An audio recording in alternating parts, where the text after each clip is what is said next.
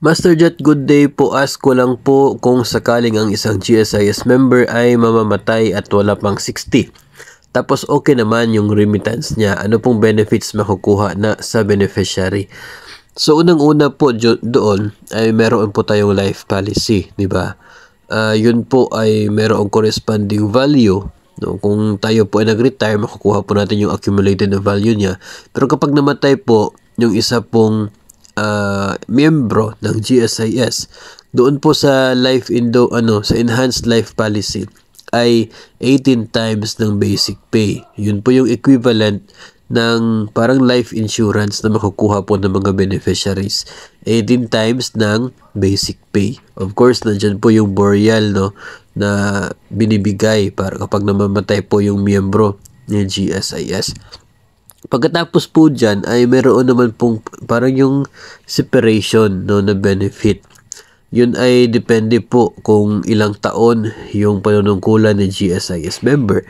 Kung below naman ito 15 ay of course, no, yung mag-matter dyan yung computed na average monthly compensation in the last 3 years, tapos yung kanya pong period with paid premiums. 1 month ng average compensation in every year of paid premium. Pero kung umabot naman po ng 15 years, of course, ay supposedly pipension na po, no, itong si member, kaya lamang siya po ay namatay.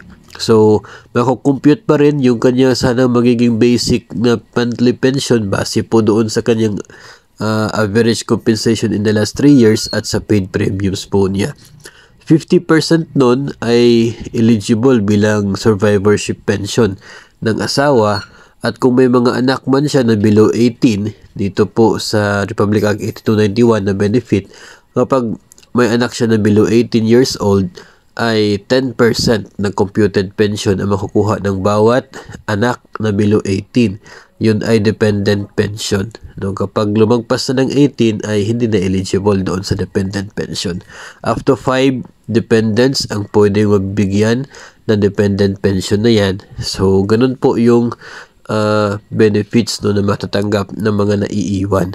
And siguro baka may mga iba pa po na benefits na makukuha. Mas mabuti po na alamin na lamang yon, magkipag-ugnayan na lamang sa pinakamalapit na GSIS office, nang sa ganun ay malaman na rin yung proseso na kinakailangan sa pagtanggap ng mga benepisyong ating nabanggit.